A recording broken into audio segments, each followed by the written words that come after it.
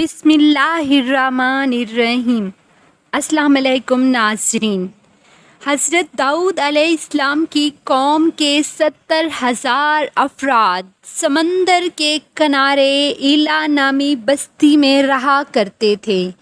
ان لوگوں کو اللہ نے ہزاروں نعمتوں سے نوازا تھا، لیکن جب راحت و سکون آیا تو یہ اللہ کی عبادت سے محروم ہو گئے اور اللہ کی مخلوق پہ ظلم کرنے لگے۔ تو یوں اللہ نے ان کو خبردار کیا کہ ہفتے میں ایک دن یعنی ہفتے کا دن شکار نہ کیا کرو۔ اتوار سے لے کے جمعہ تک جتنا شکار پکڑنا ہے پکڑ لو، لیکن ایک دن اللہ کی عبادت اور مخلوقات پہ امن کے لیے رکھ دو۔ یوں اللہ نے ان کا امتحان لینا شروع کر دیا۔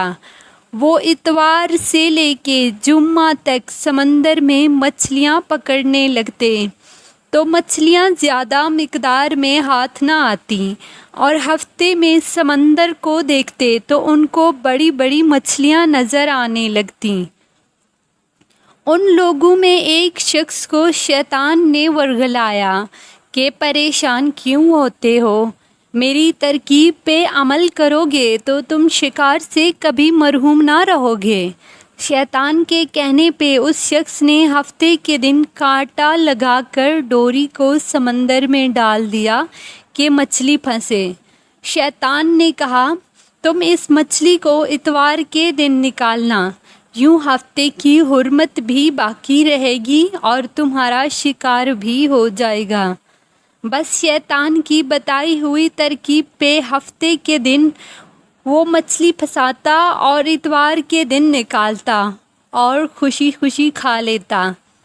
جب آس پاس کے لوگوں نے اس سے پوچھا تو اس نے ان کو بھی یہ ترکیب بتا دی، اور یوں اس قوم کے کچھ لوگ ہفتے کے دن مچھلی پکڑنے کے لیے جال پھینکتے اور اتوار کے دن نکالتے، اور کچھ نہیں تو سمندر سے نالیاں بنا کے چھوٹے چھوٹے تالاب بنا دیتے، تاکہ ہفتے کے دن جیسے ہی مچھلیاں یہاں سے گزریں تو ان تالاب میں پھنس جائیں اور ہم اتوار کو ان مچھلیوں کو نکال کر کھا لیں گے۔ اس گاؤں میں کچھ اللہ کے خاص بندے بھی موجود تھے جو کہنے لگے، آئے لوگو، اللہ نے ہفتے کے دن شکار کرنے سے منع کیا ہے۔ یہ جو تم جال پھینکتے ہو یا یہ چھوٹے چھوٹے تالاب بناتے ہو، ان میں ہفتے کے دن اگر مچھلی پھنسی ہے تو یہ شکار ہفتے کے دن کا ہوگا۔ اللہ کے عذاب سے ڈرو، اللہ کی نافرمانی نہ کرو۔ وہ لوگ ان لوگوں کا مذاق اڑانے لگے کہ ہماری جو مرضی ہوگی ہم وہ کریں گے۔ اب اس بستی میں 3 گروہ بن گئے۔ ایک ان 70,000 میں سے وہ لوگ تھے جو نافرمان لوگوں کی بار بار اصلاح کرتے، دوسرے وہ جو ان نافرمان لوگوں سے نفرت کرتے اور خاموشی اختیار کیے ہوئے تھے، اور تیسرے وہ جو گمراہ ہو گئے تھے اور اللہ کی نافرمانی کر رہے تھے۔ تو یوں نیک بندوں نے اس بستی کے بیچ میں ایک دیوار کو کھڑا کر دیا اور یہ حکم نافذ کیا کہ اللہ کی نافرمانی کرنے والے اس طرف ہو جائیں اور ہم جو اللہ کے فرما بردار ہیں اس طرف رہیں گے۔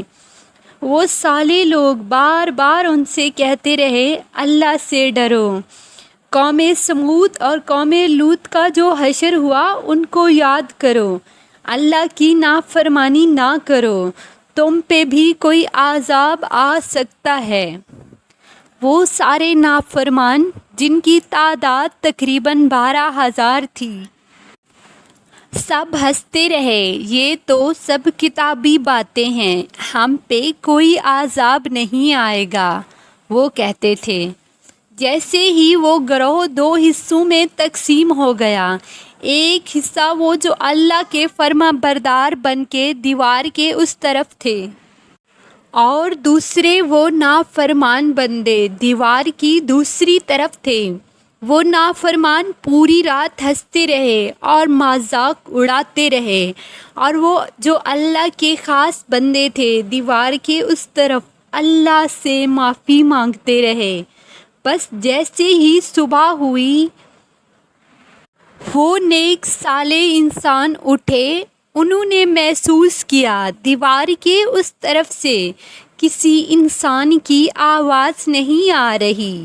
جیسے ہی دیوار کے اس طرف چڑھ کے دیکھنے لگے کہ سارے وہ لوگ بندر کی شکل میں تبدیل ہو چکے تھے اور بندروں کی حرکت کو انجام دے رہے تھے۔ ان صالح لوگوں میں جو ان کے رشتہ دار تھے، انہوں نے ان بندروں کے کپڑوں سے اپنے رشتہ داروں کو پہچانا اور چیخ کے رونے لگے اور اللہ سے معافی مانگنے لگے۔ لیکن اللہ کا عذاب جب آتا ہے تو ہو کر ہی رہتا ہے۔